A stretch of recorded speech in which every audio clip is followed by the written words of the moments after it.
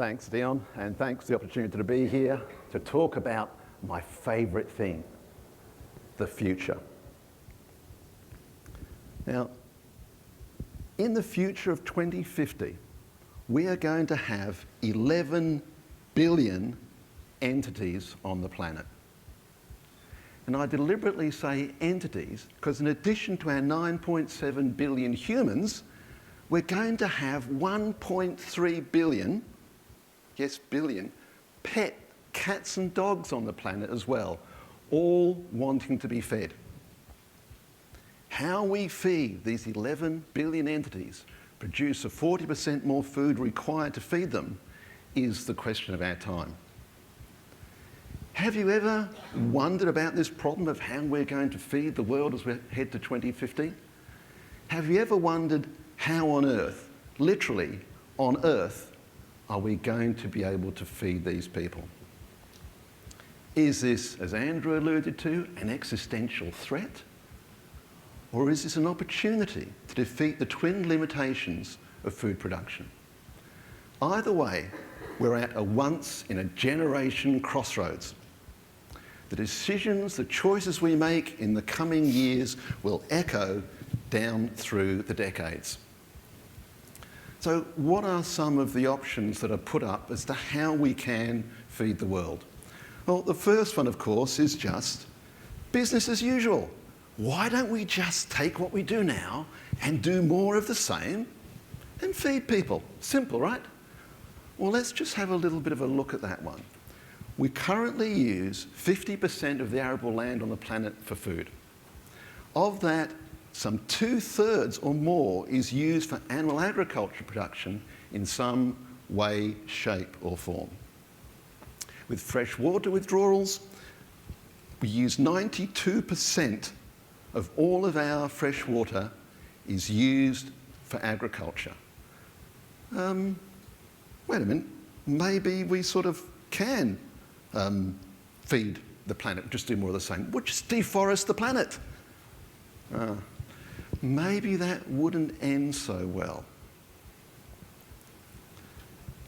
So, given those figures, how far can we push global boundaries? The answer is not very far, if at all. Basically, there is not enough arable land on the planet and fresh water to feed the current global population the way we eat in places like Australia, the UK, Europe, US and other parts of the world, the way we'll eat at this conference today, to feed them now, let alone in 2050. Imagine that. Not enough arable land or fresh water on the planet. We need to change our paradigm. Our world is not an infinite well of resources. It's more like a closed environment space station. And we need to produce our food within planetary boundaries. Now, another option that's considered is from the World Resources Institute. Let's just simply take all the food from the people who eat too much and we'll send it over here to all the people that need it. Simple, right? Well, we've been telling people in food-rich countries not to eat so much or they will die of lifestyle-related diseases. And now we want them to just stop eating it to give it to someone else. I think we're going to have about the same success rate as we do telling people not to eat too much. And our third one is waste. Andrew alluded earlier on to waste. Well, okay, maybe, why don't we just sort of waste less? If we waste less, we can feed everybody. Well, if we have a look at some of the figures on waste, most of the waste is in-home waste. Now, this figure from this year from Refed in the US came down from their last figure of nearly 50% down to 35%. I'm not so convinced it's only 35% in the US in-home food waste. The UK says it's closer to 70%. Even if we take 50% in-home food waste, that's the biggest target. The problem is, if we look at, say, the UK, under COVID lockdowns, in-home food waste dropped dramatically. Guess what happened after lockdowns came off? Yep, went straight back up to where it was in 2018. Reducing in-home food waste, to me, is a generational issue, and we don't have generation to wait. So what do we do? How do we produce this 40% more food? What's it all about? There is a solution. Basically, what it's all about is addressing the gap between what we can produce sustainably within planetary boundaries and what we need to produce in 2050. So how do we do that? Do I have the answer, Dion? Well, there is a way out of the maze. And the way out of the maze is to reimagine the global food system using technologies. Why technology? Well, you can't talk about food from farm to fork without talking about technology. Food used to be a sleepy technological backwater compared to things like the electronics industry, but no more. Technology is now everywhere in food. And that's why this makes this the most exciting time to be in the food industry we've seen in over 30 years. Every day is an adventure in innovation. And I was speaking to Brianna earlier, saying some of the things she picked up, cutting edge stuff from the conference yesterday. There's always something going on. But it hasn't always been this way. To me, things really started changing back in 2017. So it's Monday, the 3rd of July, July 2017 in Brisbane. I'm in my home office. I get up, I've got my first nice hot cup of coffee. I can smell the coffee, that sounds great. And I sit down in front of my computer and I start looking at my emails. And as I'm going through, I'm getting my newsletters and I'm going like, wow, there's a technology I've never seen before. I didn't even know you could do that. There's another technology and consumer trend happening far faster than I thought possible. So I sat back and suddenly it hit me. In all my then over 25 years in the food industry, I'd never seen anything like that rate of change. So I dug deeper. And the deeper I dug, the more fascinated I became. And over the coming weeks and months, I started to see a pattern in all of these technologies and events that I was seeing. And they were dividing up into technology silos. And then I had to decide which of these technology silos were the most important. And that's where the hard work came in.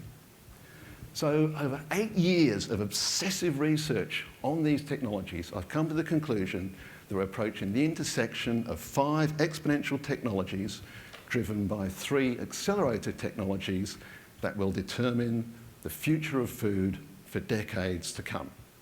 And we're going to need all of these technologies because we cannot solve today's problems using yesterday's technologies. Now, it's not that conventional crop or animal agriculture will disappear. Far from it. Just that these 5 technologies are going to be the most influential in driving the future of food.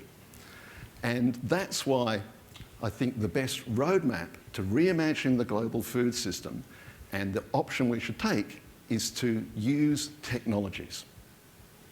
So what are these technologies? They are alternative proteins, cellular agriculture, genomics, the microbiome, synthetic biology, driven by our 3 accelerators, AI, quantum computing, and sensors, all leading to our exponential food future. Now, I'm sure you're wondering, what on earth is a exponential food future? Well, it's built on 2 key concepts. The first key concept is that food is now technology. Food and technology are inseparable. Said, you cannot talk about food from farm to fork without talking about technology. The second key concept is built on the first, and that is that technologies advance exponentially. I mean, we humans are linear creatures. You know, an hour is an hour, a week is a week, a year is a year. Sometimes time seems to pass a lot quicker, like when you're on holidays. But it doesn't. Technologies advance exponentially. Who here has heard of Moore's law of computing? Good. A few hands up there. It basically says the number of transistors on a computer chip doubles approximately every 2 years. So you have 1, then 2, 4, 8, 16. After 5 years, you have 16 times the computing power that you had before. That's the power of exponential change. And it's dangerous to think linearly in an exponential world, because this is what happens. Our friend down the bottom left there got a few data points. They go, future's so predictable.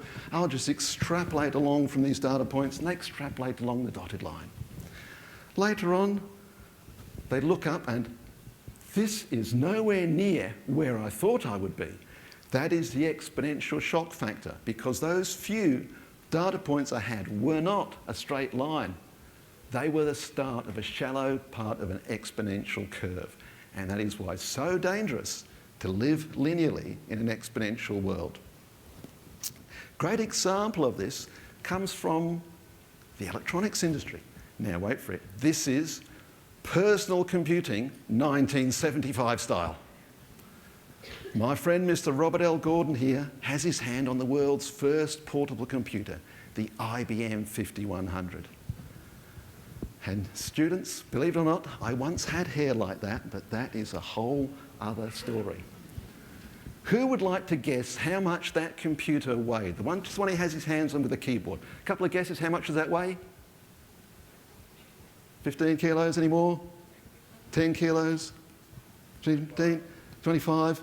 It weighed 23 kilograms. Do not put that on your airline tray table. It is not going to end well. Now, this top-of-the-range machine, maximum storage, maximum memory, some offline storage and a printer, costs a princely sum of $19,750 US in 1975. That's a staggering $115,333 US today.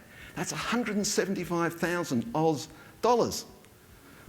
But even more staggering is this state-of-the-art machine came with a memory, storage of 64K.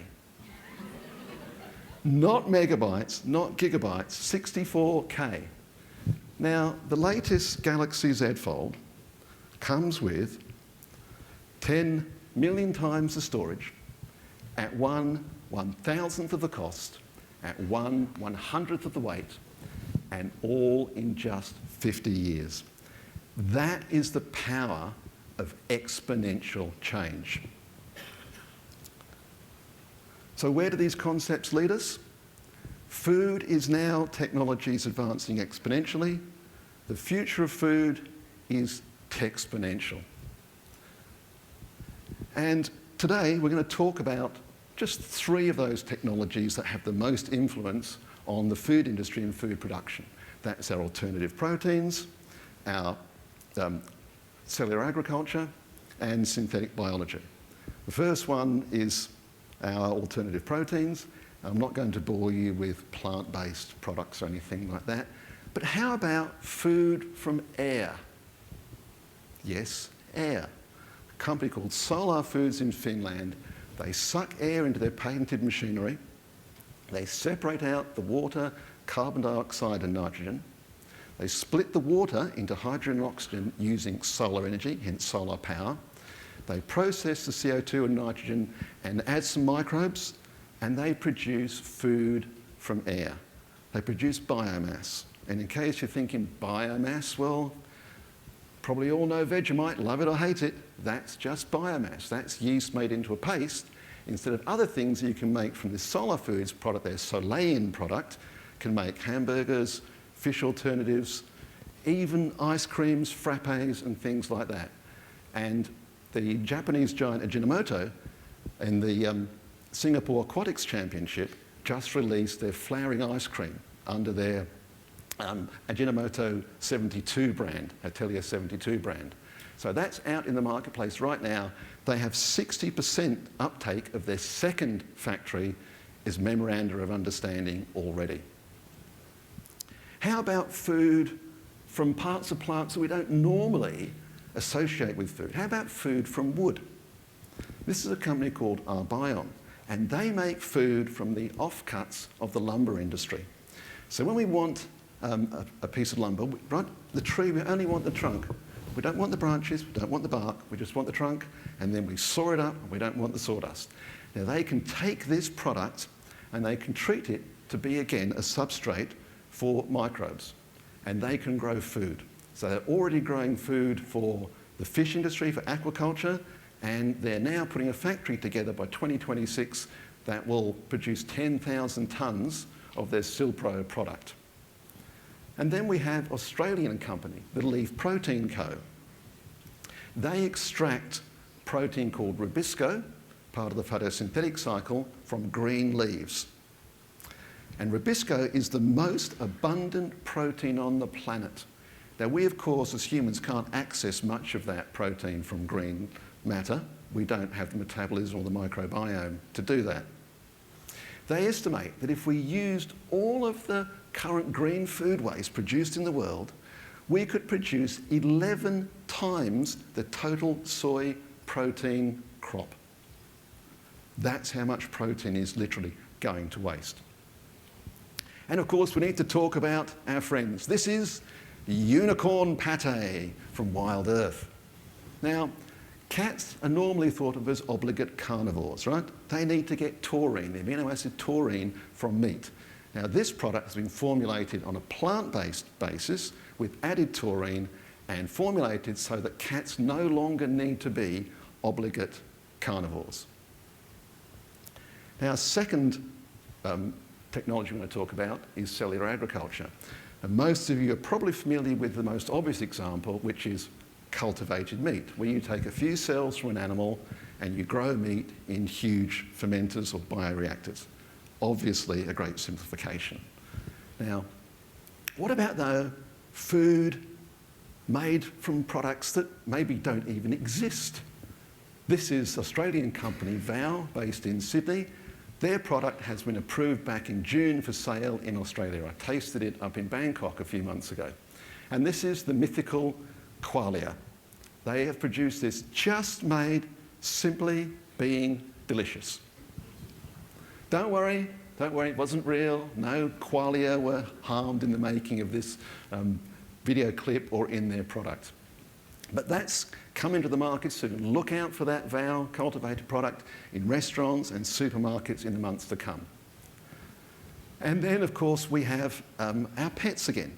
And in the UK, a company called Meatly, back in February, released the first cultivated meat product for pets. Now, pets are a test bed, if you like, because obviously the bar for food safety is lower for pets than it is for humans, and you can establish quite a good scale-up business in the pet industry to then transfer and translate into the human industry. And they released their Chick Bites product, which I think is only about 5% cultivated meat cells, so it's not a lot, right? But it's a step along the way to manufacturing large scale for humans. And here's another one. It's not just confined to growing meat. How about growing,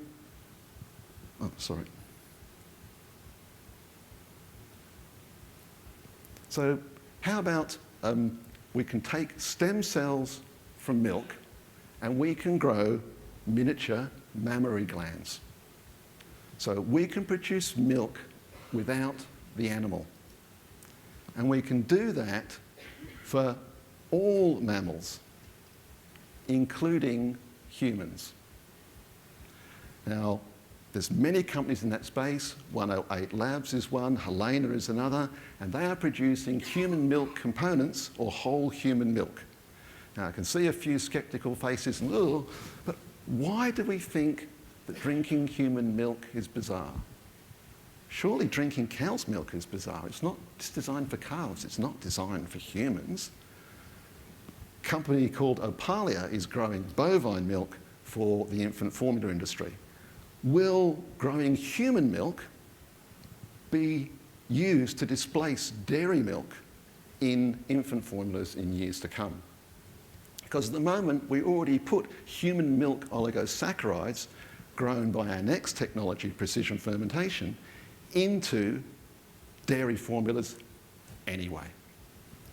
And of course, cellular agriculture is not confined just to animal cells. It can be used in plant cells as well.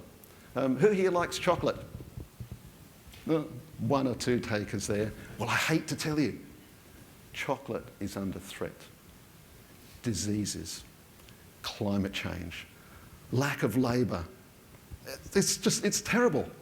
But fortunately, a company called California Cultured are growing cacao plant cells in huge stainless steel fermenters and bioreactors, and they're making the components of chocolate. They just signed a 10-year contract with Japanese chocolate giant Meiji to supply them with cocoa ingredients. So you'll be pleased to know our chocolate is safe for the foreseeable future. Our next technology is synthetic biology, which at its simplest is an engineering approach to biology. And a good example of that is a company called Perfect Day. They've put the gene for whey protein into a yeast. They grow the yeast, extract the whey protein and sell that for protein drinks, for all sorts of things, anything where you can use conventionally produced whey. It is biologically identical. And they also have a company called Ubli, and they are growing sweet protein called brazane. That is 2,000 times sweeter than sugar. It's also anti-inflammatory, anti-allergenic, and it also is metabolized like a protein, so it has no effect on blood glucose. And now we come to one of my favourite technologies, plant molecular farming, where you put the gene for the product that you want into a plant, grow the plant, extract the component you want, and then you process the rest of the soybean. And there's a company called Nobel Foods, and what they have done is they have put the gene for casein into soybeans. They grow the soybeans, extract the casein, and then process the rest of the soybean. Now, of course, casein is what makes our cheese nice and stretchy, so that's why people are after casein. They planted a big crop last year, and they should have test products on the market this year. And looking at agriculture, Andrew talked about self-sufficiency, resources, nitrogen.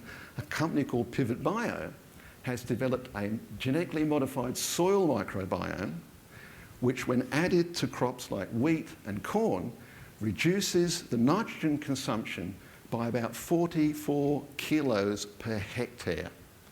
Just think of the millions of hectares under crops in Australia. That is huge. They have, you won't be surprised, particularly with the Russia-Ukraine war, they've sold out every year for about the last 5 years. So there's another way to address some of the sustainability issues that we see in the market today, and also those food security issues that Andrew alluded to. Now, our last technology, or our last things we're going to look at, is our accelerator technologies. And of course, no talk today would be complete without talking about AI. Wake up, Daddy's home. Welcome home, sir. We're getting closer and closer to an AI like this. That is from the Marvel, the Iron Man universe, that is CEO Tony Stark's personal AI. It runs his home, it runs his work, it runs his calendar, it's his research assistant, and much, much more. It's called Jarvis, just a rather very intelligent system. And just to be clear, we're not talking about traditional AI with its nice, neat tables of data. Its output is determined by explicit human programming. We're talking about generative AI, where the AI learns from the data it's trained on and produces novel output. Now, the ChatGPT-3 was released in November the 30th, 2022. And within 5 days, it had 1 million users. And the world would never be the same again. And it's this ability of generative AI to take into account massive data sets beyond the ability of the human mind to comprehend that will dramatically accelerate our technologies. And we need the latest technologies because, as we know, we cannot solve today's problems using yesterday's technologies. Now, we've covered a lot of ground, but the key thing to remember is all of these technologies are science fact. They are not science fiction. Some of them are here today. Some of them will take years. Some may take decades to come to full commercial reality. But they're all here right now. And in case, again, you're thinking, a bit far-fetched, Tony, remember our friend Mr. Robert L. Gordon here? 10 million times the storage, at 1/1000th of the cost, at 1/100th of the weight, all in less than 50 years. And it's true to say, today's reality was yesterday's science fiction. Now, using these technologies, we can create a healthier planet and avoid some of the problems we have with the current global food system. And we can do this by several means. One is we can do that by using less resources and producing less pollution than current technologies. Secondly, we can localise production, addressing some of Andrew's issues, and that shortens supply chains and reduces the opportunity for food waste. Thirdly, this siloing of production or localisation of production means we have better food security and better food sovereignty. And last, but by no means least, this can help us to reduce our reliance on those twin limitations of food production I talked about right at the very start: arable land and fresh water. If you have lots of arable land and lots of fresh water, you have lots of food. If you have less arable land and less fresh water, you have less food. Now, if we can decouple some of our food production from these twin limitations, then we have the opportunities to sustainably feed the global population through to 2050. And that brings us back to our crossroads opportunities. What should we pursue? Yes, and we can do more than one thing, but what should be our primary focus? Should it be business as usual? Doesn't sound like a good ending there. Should it be just stop people eating so much food and send it elsewhere in the world? Doesn't sound very likely to work. What about just reduce wastage? Great thing to do. It will probably take generational change to effect that. We don't have generations to wait and gamble on. So the best opportunity, the best roadmap, the best option we can take is to reimagine that global food system using technologies. By using these technologies, we can create a world of food abundance within planetary boundaries, even with 11 billion people. And we need to adopt these food technologies because we cannot solve today's problems using yesterday's technology.